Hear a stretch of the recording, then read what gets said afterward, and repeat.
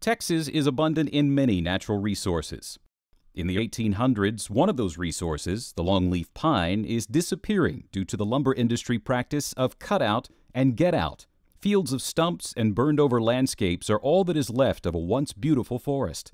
Texas is in desperate need of forest conservation and a plan to protect and regenerate this precious resource. The first step happens in Temple, Texas, as citizens propose the creation of Arbor Day. And in 1889, the Texas legislature passes a law making Arbor Day a state holiday. It takes another 25 years before W. Goodrich Jones and U.S. forester Dr. B.E. Furnau lead efforts to create the Texas Forestry Association. Their ultimate goal is to create a state department of forestry. They gather support from Texas lumbermen, large timber owners, and the newly elected governor, James E. Ferguson. And in March of 1915, their efforts are rewarded as the legislature appropriates $10,000 for the newest state agency, the Department of Forestry. As the young agency takes shape, 6 patrolmen are hired to protect 31 East Texas counties. Their directive is to take such action deemed necessary to prevent and extinguish forest fires. President W.B. Bazell and Dean E.J. Kyle of the School of Agriculture at Texas A&M College are early and strong supporters of the agency. Dr. Kyle requests the new agency be located in College Station instead of Austin. This begins a 100-year relationship that continues today. In the mid-1920s, Texas has 4 state forests. The state approves acquiring cut-over lands for 2 of the forests. Additional land is acquired through donation and other means.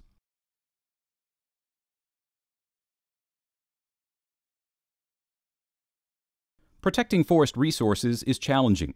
From disease and insect damage to drought and other weather-related issues, research to improve the quality and hardiness of tree species is a constant endeavor.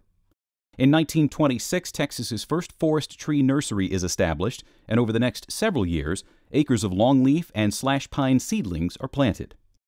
It will take more than a decade before the agency's investment in research and plantings pays off.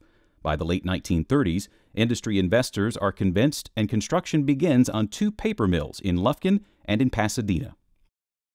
Building on a reputation for innovation, in 1940 the Forest Products Research Laboratory is established in Lufkin. In this first-of-its-kind effort in the United States, landowners are encouraged to grow trees. The Indian Mound Nursery is established to raise seedlings for farmers and forest industries. Tree improvement is the principal goal of the agency's 1952 Cooperative Forest Tree Improvement Program. Through industry contributions and ongoing research, successes of this effort continue today. Recognizing the unique qualities, contributions, and value of urban forests, the TFS Urban Forestry Program begins in 1973 in the Dallas area. The mission is to help build self-sustaining urban forestry and tree care programs in Texas communities.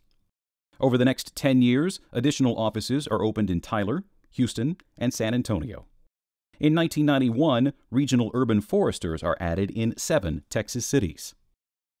In 1975, the Texas Forest Service is named as the lead technical service provider for the USDA Forestry Incentives Program, and again in 1981 for the TRE program. These programs provide cost sharing to private, non-industrial landowners for reforestation and timber stand improvement. In many parts of the South, pine bark beetle outbreaks have reached the epidemic stage. Historically, the southern pine beetle is the most destructive pest facing commercial pine forests in East Texas and the southern U.S. There are significant outbreaks in 1976, 1983, and in 1985. However, the 1985 outbreak is the worst year on record. The Texas Forest Service's successful research and development of prevention treatment plans not only benefits Texas, it's also implemented across the eastern United States. Research findings are disseminated and best practices are developed and implemented. One example is the Texas Silvicultural Best Management Practices Program. In 2005, in response to Hurricane Rita, Texas Forest Service develops damage assessment protocols and assists landowners impacted by the storm. In 2009, the first statewide forest inventory and analysis report is released. With more than 60 million acres, Texas has the most forested acres in the continental United States. During the summer of 2012, TFS conducts an intensive statewide survey of drought damage. The findings are devastating. 301 million rural trees and an additional 5.6 million urban trees succumb to the unprecedented dry weather. Statewide, a fire season can easily involve hundreds of pieces of equipment and thousands of firefighters. Good planning allows for a more effective and faster response, thereby reducing both losses and suppression costs. Although primarily focused on wildfire response, these functions must also support the agency's role in the State Emergency Management Plan for all hazard emergencies, such as hurricanes, floods, tornadoes, and other domestic incidents. However, the early days of the agency saw a very different way of doing things. Prior to freestanding fire towers, early fire detection is accomplished through posting lookouts in tall trees, tree cabs, and in one odd case, the cupola of the Hardin County Courthouse. In 1942, TFS begins use of fixed-wing aircraft to replace fire lookout towers for wildfire detection. As new technologies for communications and fire suppression emerge, Texas Forest Service puts them into service.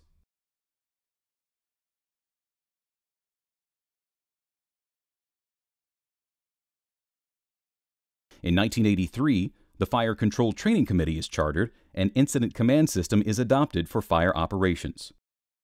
The fire at Albany is the first Texas fire to receive FEMA reimbursement and also the first time air tankers are used in suppression. This begins the statewide expansion of wildfire response and protection. In 1993, they are designated as the lead state agency for providing and coordinating training in fighting wildland and forest fires.